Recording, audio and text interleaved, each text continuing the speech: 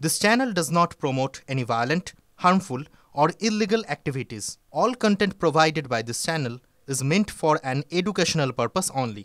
Top quality और consistent performance के लिए सिर्फ सिल्वर पंप नाम याद रखना। প্যারিসে দাঁড়িয়ে বিশ্বকে এক বিপদের কথা মনে করিয়ে দিয়েছেন প্রধানমন্ত্রী নরেন্দ্র মোদী। আর্টিফিশিয়াল ইন্টেলিজেন্স জিনিসটা কি তা মোটামুটি সবাই জানেন। এর লাভ হলো বিভিন্ন কাজ অনেক সহজে হয়ে যাচ্ছে, আর ক্ষতির দিকটা হলো কৃত্রিম বুদ্ধিমত্তা আগামী দিনে হাত থেকে কাজ কেড়ে নিতে পারে, নষ্ট করে দিতে পারে মানুষের ক্রিয়েটিভিটি। সহজ কথায় বলতে গেলে আজ এআই কাজ সহজ করে দিচ্ছে, কাল সব কাজ ও একাই করে দেবে। ফলে আপনাকে বা আমাকে আর কাজের জন্য দরকার পড়বে না। আর যদি দেখা যায় এআই দিব্যি কবিতা লিখে দিচ্ছে, তাহলে আগামী দিনে কবিকে আর কে কদর করবে? তবে এর চেয়েও একটা বড় বিপদ রয়েছে, যেটা তুলনায় কম আলোচিত। প্যারিসে এআই অ্যাকশন সামিটে প্রধানমন্ত্রী সেটাই বলেছেন। প্রধানমন্ত্রীর কথায়, আমাদের এমন ওপেন সোর্স সিস্টেম তৈরি করতে হবে যা বিশ্বাস ও স্বচ্ছতাকে বাড়াবে। আমাদের কোয়ালিটি ডেটা সেন্টার তৈরি করতে হবে। সহজ কথায় বলতে গেলে কৃত্রিম বুদ্ধিমত্তাকে হতে হবে স্বচ্ছ, বিশ্বাসযোগ্য এবং পক্ষপাতমুক্ত। যারা এই বিষয়টা সম্পর্কে খুব বেশি ওয়াকিবহল নন, তাদের জন্য প্রথমে বলি, গুগল সার্চ আর এআই সার্চের মধ্যে তফাৎ কোথায়?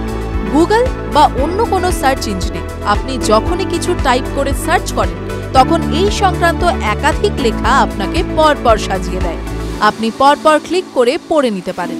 আমরা স্বাভাবিকভাবেই ওপরের দিকে আসা কয়েকটা লেখা পড়ি, বাকিগুলো খুলে দেখিই না। ওই ওপরে থাকা লেখাগুলোর ভিত্তিতেই আমাদের জানা, আমাদের মতামত তৈরি হয়।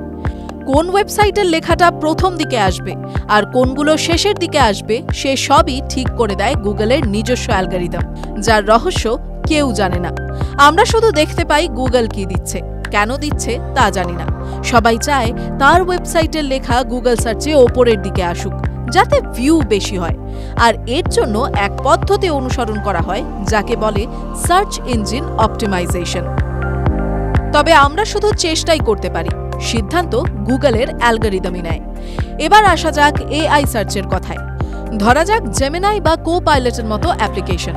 আপনি ব্রাউজারে খুলবেন, তারপর টাইপ করে কিছু জানতে চাইবেন, কিন্তু ওরা আপনাকে একটা লেখা তৈরি করে দিয়ে দেবে। বড় লেখা চাইলে বড় দেবে, সিনপসিস চাইলে ছোট লেখাই দেবে। কোথা থেকে তথ্য নিয়ে জেমিনাই বা কো-পাইলট লেখাটা তৈরি করলো তা আপনি সবসময় জানতে পারবেন না।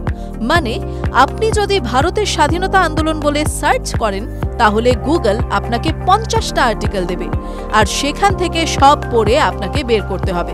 আর এআই আপনাকে একটা প্যারাগ্রাফ তৈরি করে দেবে, যেটা আপনি অনেক সহজেই বুঝে যাবেন। চিন্তাটা এখানেই। গুগলের অ্যালগরিদম আপনি দেখতে পান, বুঝতে পারেন না। এআই এর অ্যালগরিদমও আপনি দেখতে পাবেন না, বুঝতেও পারবেন না। ফলে এখানেই একটা অসত্য কথা, ভুয়ো তথ্য, পক্ষপাতিত্বে ভরা তথ্য সামনে চলে আসার আশঙ্কা থাকছে। সেক্ষেত্রে আমরা ভুল জানব, ভুল বুঝব, যার প্রভাব হবে সুদূর প্রসারী এবং খুব খারাপ। কেউ পলিটিক্যাল ন্যারেটিভ তৈরিতে এআইকে ব্যবহার করতে পারে, কেউ বিজনেসে আনডিউ অ্যাডভান্টেজ নিতে একই জিনিস করতে পারে। সেক্ষেত্রে আমার আপনার মতো অসংখ্য মানুষ নিজেদের অজান্তেই প্রতারিত হবেন। প্রধানমন্ত্রী এর জন্যই এআই এর অ্যালগরিদমকে ফ্রি ফ্রম বায়াসেস করার উপর জোর দিয়েছেন। টিভি9 বাংলা, ডিজিটাল।